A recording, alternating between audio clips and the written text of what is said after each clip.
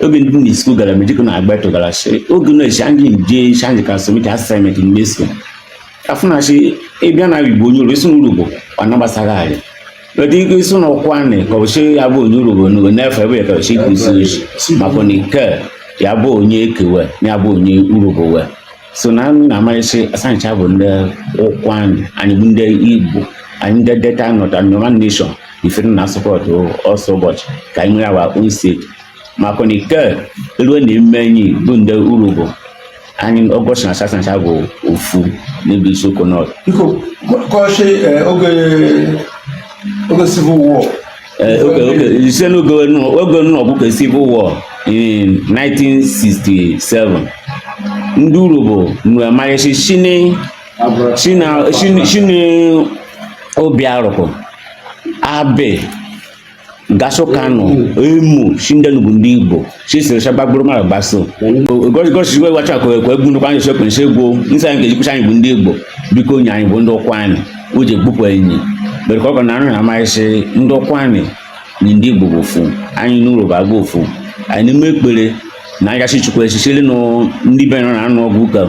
wee nye Anioma steeti chikwa ife ka agani maka nikel ife a na-afụ n'ebe ndị Urugbo dị adị na agọcha asancha gbofu anyị chukwu ka ịkparụ ka efa isu ebebanyere yi na Igbo biju ka Igbo kọrọkọrọ inekwu dada ikpu kọrọkọrọ ọgọchịgọchi ọ bụ onye Igbo ife okwu kọrọkọrọ bi ifachukwu dadi ka ikpu echechi ọgọchịgọchi ọ bụ asị onye Igbo echi okpu ndị aka afasị ụmụ Igbo na-ekpu echi ka akewe biju ka Urugbo ya fụ okpu ekpuchokwu dịka atịte na ọchịchagbu okpu ife owedu na-eji ụkọ na anagbu na-eji ofu n'oge na anụ nwunye 25 echọkwa na anyị ịrafụ onye n'ugbo nwunye na ebe sef ọ dịkwa ma akọ mụ n'ọkwa na anyị kwụsịrị nkọchi anyị bụ ndị ezonye gosi anyị bụ ndị Ukwuani anyị na-agụ ofu n'ụzọ ụzọ so na yondo Ukwuani Igwe she will support to this Anioma state ka anyị nwere ihe na ọ bụ feke ihe ni asa anyị cheka ni ka isu ka ụmụ anyị ka ụmụ anyị asị ka ọ bụ shi Anioma na bife n'ekpunye maka nike oge ke na Anioma na 1991 iwe juwe baduke ke oge nwanyị bụ helicopter pụsani in 1993 wekwe na tu ya n'anyị n'eche anyị bụ ndị Igbo chọnwa ma anyị ka zọrọpụ asị kapital dị na Asaba nwanyị abachara asụwa asị chesiele fuebi ekwenye ekanebe ndị kọmasị ọchịrị asị ndị kasị dị na-echi ndị Urugbo echi wee ka anyị bi n'isi n'ifeka site na akụkọ anyị biro na-apụsa nwata n'oge ga anyị uwe sịsọ ka na-achịbeme siele na arịọ n'ụdịka Igbo so many shimje netia sono na support so sanyi chona Anioma state and in the market energy the language energy need the language abofu during the first tenure of our brother boy if we move this motion us majority than House of Assembly she anyabu nde Urugbo anyị bụ ndị Igbo so move guys data not should be on their own which is an Anioma nation so kọrọkọrọ na anyị asị bụ senator Ned Nwoko do not know because we need a normal state because we are not from there in language anyị na de ko anyị mifu eku anyị mifu anyị na-eku metina ndị kọrọkọrọ ba sọkwani onye agbo na anọchara nwata onye anọcha na anụ asị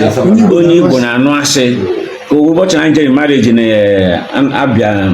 Imo State, sorry to say this, Imo State. When I'm not planning, I'm not actually going to ask. Because I can't have ofu. But then they call on jail, wishing jail, Abracana. Go ask with my friend, aso. But I can't have ofu. But when they know Joka, Yoruba, Benin, when we want to have a common language, we get so I was ashe. So you know, my Ukwuani, she know Okane, Igbo. But during marriage, she know some state in the east. From the same our Otaba name when as a neighbor. You just say a fashion as Obiaroko name that she never was she. Or Kuzu name the neighbor before going to the village. Don't know Biaroko name, but as name was she. But I born name, that's no condemnation. Mean that I signed charge me. ụka na-abịa anyị si na ni ụka gị bịa so kọrọkọrọ ndị kwanyị si mari ma anyị n'obi ọchị anyị abụ ndị Edo steeti chimachi na bịa bụ ụka Igbo ụka East so ọsọ na-ekechi anyị na-eyi ni East echi ọ bụ ife ọjọọ dịka because anyị n'ụwa ka anyị nwee common language and common tradition even tribe as if anyị na-eme anyị na-aza chime wazachi chime na ebe ọchị the former government was a chime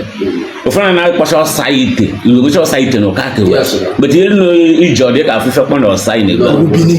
ka ebinyechi wego ihe na-ekpe na-azacha okoro ọ na-azacha okoro but ihe ụka uru bụ land afụ ụmụ okoro which UMU but ị bịa ka nke dịka nchi OKO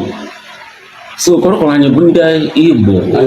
anyị biri chekwa ka anyị si na-ebịa oge ruo create Delta State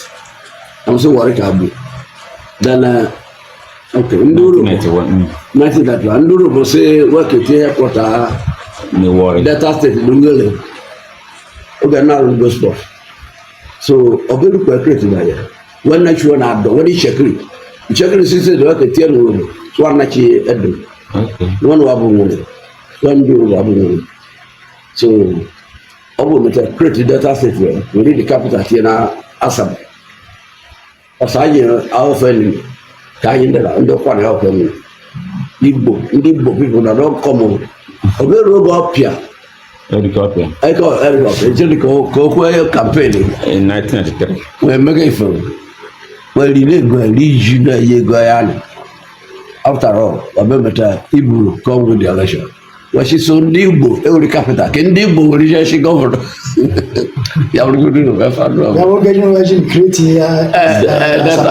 yes Asaba o say ndị Igbo ewere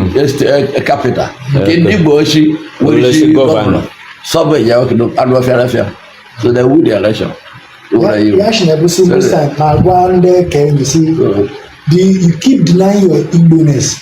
but the day when the chips are down they will remind you your ancestors. Yes, now. So like go one. If you may go one now. That after go one in talk in conclusion, Musabu Ndibo, Anioma, that Anioma start from Ukwuani go reach Asaba. Abo,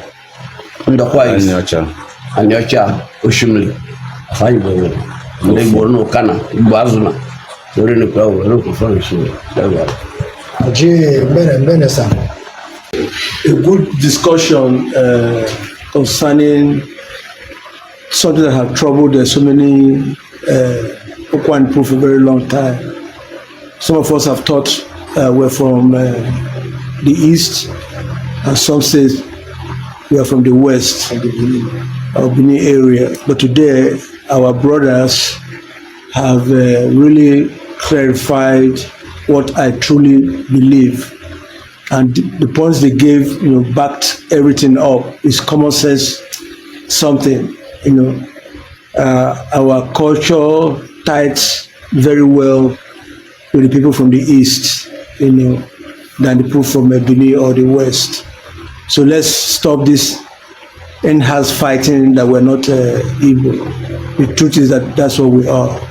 And Anioma state should be created. Yes. Today, Ambassador Steve, John, Senator Meke, and others who are yearning for Anioma state, that we should create Anioma state for us, for the Igbo-speaking people. Because if you check all the districts in the Anioma, we all can understand one another. But when you come to Delta, most of us from the Igbo-speaking area do not hear what they speak in the Shekiri Yoruba, who are very much tied to the Yoruba culture and everything. So we thank God that this clarification came today, and let's learn from it. Beneni, Ishegwari.